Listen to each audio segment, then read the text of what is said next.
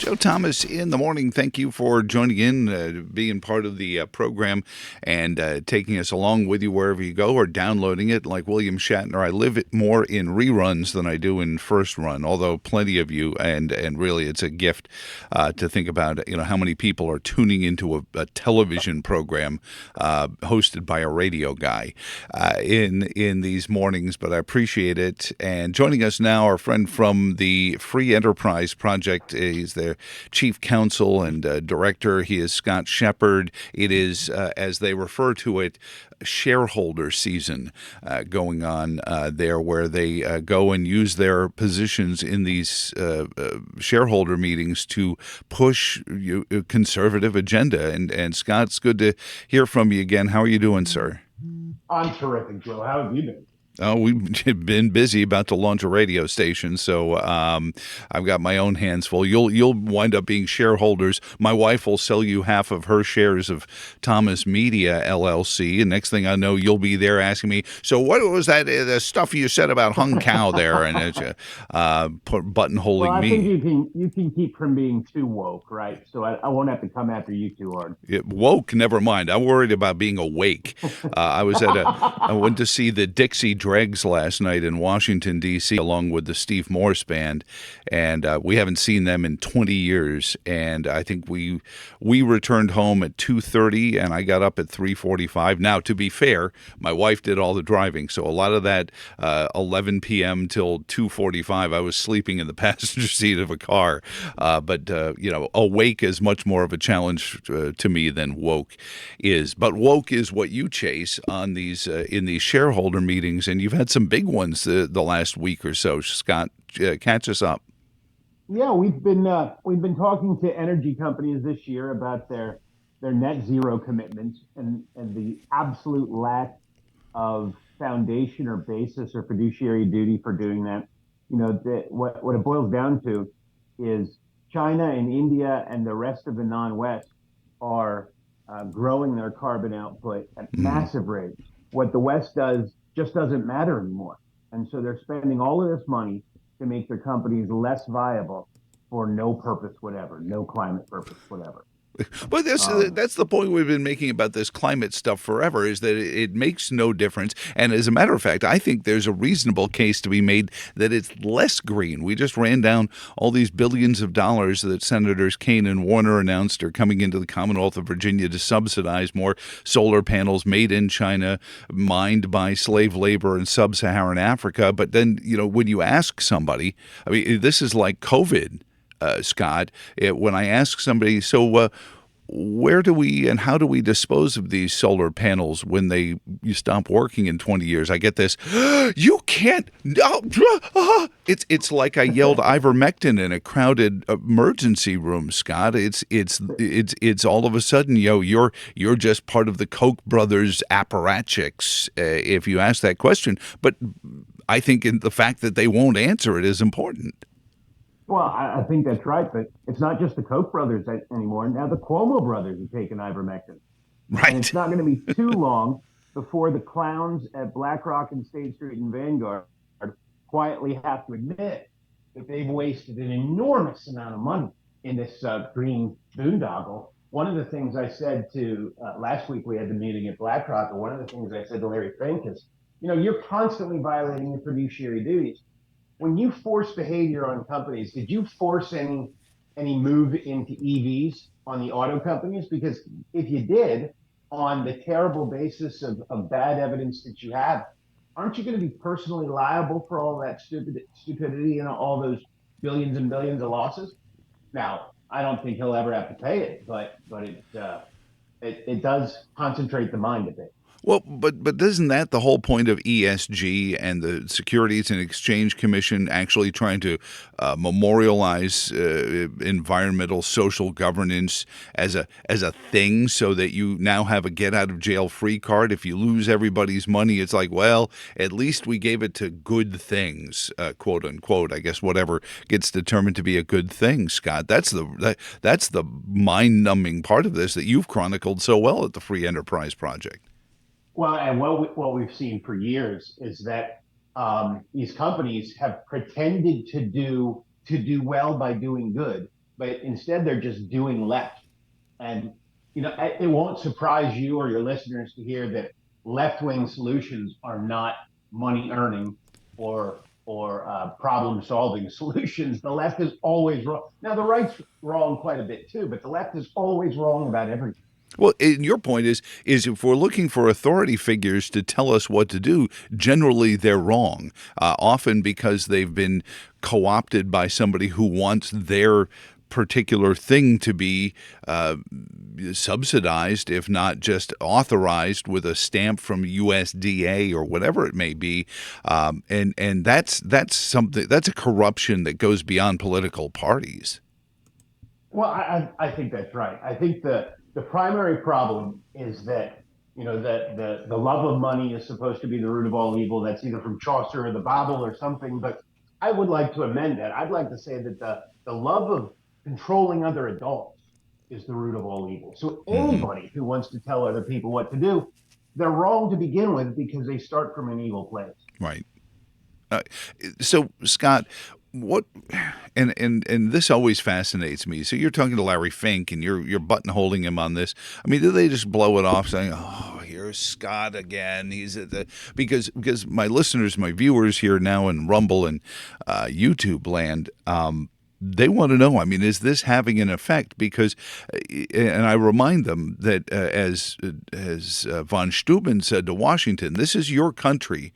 You don't have to win. You just have to make sure you never lose, and they will Right. eventually stop. I mean, is that the battle we're facing? Is just we have to continue, like Nathaniel Green, to keep nipping at heels, winning little victories, pushing back, dissenting opinions in the Supreme Court, that kind of thing, until finally enough people get damaged under these policies that they, as you said earlier, awake rather than stay woke.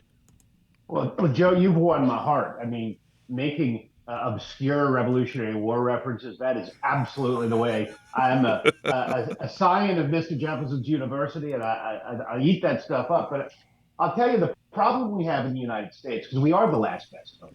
We are, we have to win every single time. Because if we fail once, then as Churchill said in a different context, but not in a terribly different idiom, a new dark age made more perverse and more protracted by the light of a perverted science. I Hmm. don't have that exactly right, but the United States, liberty in the United States has to win every time, or it'll be extinguished across the globe. I was just asked by one of my listeners, did I? I said buttonholing. It was buttonholing. I just have to be careful here how I speak. Apparently, I'm talking too fast, or there was a glitch in the audio feed, Scott. So all seriousness, and again, this is forcing Peter to give you their money. This is confiscation from Peter to pay Paul. This is, as our friend Chris Horner refers to it, the world's second oldest profession, and very much like the first, somebody winds up with just a little note on the dresser at the end of the night. This idea that these companies, and we just ran down a whole bunch of them, they're talking about their subsidies and these great subsidies. These are coming from tax dollars that are taken by the federal government that aren't going to education or transportation or any of the things that we can have a debate within, what is the role of government into, and it's just going into the pockets of companies, and then we're telling the consumer, oh, but we're making it less expensive. No, you're not. You're actually just not letting us notice how expensive it's gotten. Well, that's exactly right. And in fact, the second oldest profession, I think the first oldest profession is much cleaner and more virtuous because at least you're paying your own money for a service that you get. Right. Here, it's them stealing from us to pay a third party, so the third party votes for them, so they have more power to take more stuff from us. It's about as evil as it gets. So talk about how we can help you out. Obviously, contributions we talk about, it's political season, so everyone's got a contribution story on their roster. But sharing these stories, sharing these revelations, sharing the videos sometimes that you shoot, these ways that keep people can stay active with what you do and Free Enterprise Project, part of the National Center for Public Policy Research, but is that a way that we all can stay active in this movement, and then let us know what's coming up? Absolutely. It's freeenterpriseproject.org. Um, I usually have a weekly column at Real Clear Markets. I haven't had time for that in recent months, but I'm going to get back to it soon. And one of the things that your listeners can do, just in the last week, we heard that Disney, which the only thing it had left going for it was its parks, and Mm-hmm. now the parks aren't making money either because we've had enough. The normal Americans said, nope, we're not going to Disney parks anymore either, and so Disney is collapsing. Niger's in terrible trouble. Just making those decisions and not buying woke and letting the woke go broke. That's a big deal. And certainly that also gives you the opportunity. And I've said this before, and actually with the launch of the radio station, we get talking about small business versus national business. And I was listening to a rock station, and I mentioned that I was at the Dixie Dregs concert, and I remember back in the day, 20 years ago, when they were still around, Steve Morse, and there was always a local rock station that would be promoting their show and giving away, even if they weren't playing a lot of their records. But there was now everything is so centralized, the radio stations, the radio, so the mom and pop operations are struggling badly to get along, and everyone's chasing this opportunity to plug into something nationwide. And I think it's important to keep that focus on, if you don't spend it on woke, maybe you're not going to Disney, go to King's Dominion instead, or just go to the Frontier Culture Museum, or just go hike the Blue Ridge. There's plenty of local things you can do that, whether it's, and we're just picking on Disney and the theme park stuff, there, that you can spend it local rather than spending it on big corporations. That's absolutely right. In fact, I'm originally from the middle of Pennsylvania. If you want to go up to Knoebels Grove, I'm Sure. not sure that's how it's pronounced, but I loved that when I was a little boy. Take the kids up there. Lines are shorter. Well, I guess it's sounding like the lines are getting shorter at Disney as well, Scott. So what's coming up next for you guys at the Free Enterprise Project? Are there still shareholder meetings going on, or are they winding down for the summer? Well, gloriously, Memorial Day is about the end of the season. We've got maybe a half dozen left, but we get our lives back a little bit at Memorial Day weekend and dust ourselves off and write some new policy papers for next year and write some new proposals. And this year we'll be going to BlackRock and ISS and State Street and the others and say, this time last year you told us just do X, Y, and Z, and we'll finally start supporting some center right proposals, something other than left ESG. And we've gotten through this season, and the batting average for those companies is still just about zero. And so we're thinking one of the things we want to look at this summer is whether it's time to start bringing some shareholder derivative lawsuits against these companies. Interesting. And you mentioned lawsuits, and you triggered me. I'm going to tap into my childhood watching old Columbo reruns and say, pardon me, there's one more thing before I go. If I was truly unwoke, there'd be a butt of a cigar in between my fingers. But last week there was the Supreme Court, I think it was 7-2 ruling on the Consumer Financial Protection Bureau. And as Justice Alito writes, today's decision turns the appropriation clause into a minor vestige. The court upholds a novel statutory scheme under which the powerful Consumer Financial Protection Bureau may bankroll its own agenda without any congressional control or oversight. Now, of course, that's the dissenting opinion. But this is now the government creating out of whole cloth. It seems this new regulatory scheme in which they can go after even retailers now, not necessarily even big corporations. Yeah, yeah, I don't understand that decision. Our partners in a lot of lawsuits, we're suing the SEC 4 or 5 different ways right now. The New Civil Liberties Alliance, they Hmm. had that case and they should have won it. And I don't understand what in the heck Justice Thomas and Coney Barrett were thinking. I think that Kavanaugh is kind of a squish, and Roberts, something went to his head at some point, but we should have at least gotten four.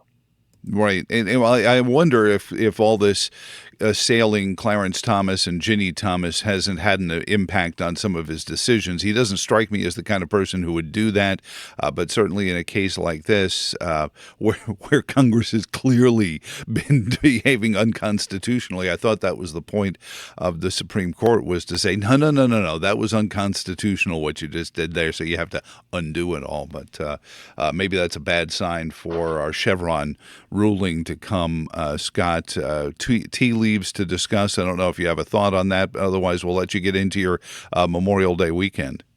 Well, I think keeping my fingers crossed for Chevron being overturned. I think the tea leaves are good for that, and I think we're going to see a lot of these SEC overreaching, trying to control everything. A lot of that knocked down like 10 pins in the next for the rest of the year and maybe the next 8 or 10 months. Well, enjoy your Memorial Day weekend. Thank you so much, sir, and we'll talk to you again very soon down the road. Absolutely, and sell me some of the shares of your new radio company. I want in on that. There's 100 of them. My wife has 51, and I have 49. Oh, So, okay. so as one of our station IDs says, yes, Joe's sleeping with the boss, but he has been for 30 years. So There you that's go. right. It's my career goal. Is I've always wanted to sleep with my boss. I've only ever worked for men though, and that's just not been in my business model. So Well, Scott. these days you can always switch sides. It's all good. Scott Shepard, the funniest man in conservative economics. Thank you, sir, and you have a wonderful Memorial Day weekend. You as well, Joe, and love to the missus.